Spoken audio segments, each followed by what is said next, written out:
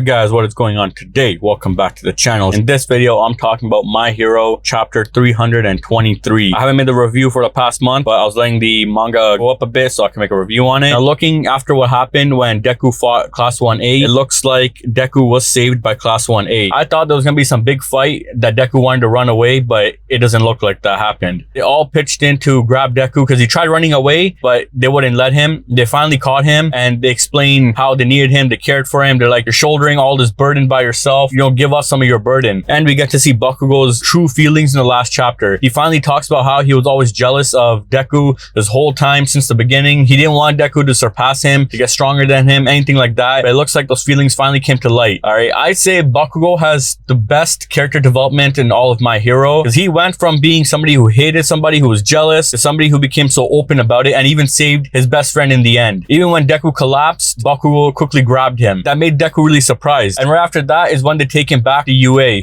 Now, as soon as they get to UA, it looks like Deku is not welcome. He's more of an OG Naruto type of figure here, where everybody was scared of Naruto back when he was a Nine-Tailed Fox. Like, people thought he was a demon, back in OG Naruto, and nobody in the village liked him, everything like that. It's the same thing implied here, where everyone is scared of Deku coming in because they don't want Shigaraki attacking. And you can see everyone's trying to push Deku away, but everybody in Class 1A tries to defend him, and people aren't listening. And at this point, Deku doesn't know what to do. You can tell he's really shocked. So then it all comes down to Uraraka. Deku was being pushed away and he was trying to back up, and then she grabs his hand saying, no, you're not in this alone. She's like, when heroes need help, who helps them? I like the way they're doing that. Class 1A helps Deku, because remember, Deku was doing everything himself this whole time, and you could tell how down he was feeling. After everything that happened, Deku was pretty down. So his class coming to help him is one of the biggest things. Now, Uraraka is a major key here. Uraraka and Deku are shipped. She helps Deku because it's implied that she likes Deku. So then she grabs his hand, she's like, don't worry, we got you. And then right at this chapter is when everything else breaks out, and she flies over the crowd after the crowd tries pushing Deku out, saying, no, we're gonna get attacked again. She jumps up on top of the building and she screams out. She's like, he's the one who has the power to save everybody. He has the power to defeat all of them and defeat all for one. And you can see some citizens are okay with it, some aren't. I think a small amount were okay, but the majority didn't want Deku to come back in. And his classmates tried to back him up. Only Uraraka was the one who balled up and defended Deku to the max. And then you see Bakugo step in and he's like, yo, we got this whole crazy defense system to protect these people, but they're still so scared. He's like, we're here to step in when you can't handle it all alone. Now, you gotta look at the way it's implied here. Bakugo could mean directly to Midoriya, saying that, when you can't handle it, we're here to help you. Or talking to the citizens, saying, if the defense can't hold up, we'll be the one to save all you guys. And then Uraraka yells out in the end, saying, the ultimate hero will rise up, one who surpasses even All Might himself. So it's implied here that she's saying to everybody that Deku is going to be the strongest person of them all, and he's the one that everybody needs in order to defeat All for One. He needs rest, and even his body's all broken down. She even yells, saying, look at Deku's body. It's all destroyed. It's all murked up, from his shoes to his body to everything. His hands, eyes, face is like, he's basically so exhausted, so he needs a place to sleep. So I think Deku's going to come back to UA, and people are going to accept him in once they see he's able to take on all the villains. Because UA is the only safest place as of right now, or one of the safest places as of right now. So we got to see how everything plays out next chapter. Will everybody accept him? Will they not? I think they will accept him, but some people are still going to be anxious, saying like, yo, stay away from me. We'll allow you in, but stay away from us. We'll see what happens to Deku. Will he be able to rest after all this time? Because my boy is really messed up. My boy Deku is real messed up right now. And best girl Uraraka, she's here to save our boy Deku. Midoriya and Uraraka, it's a ship, so that's why she's gonna be the one to back him up. So let's see what happens next chapter. This is what I think of this chapter, and we'll see how it plays out.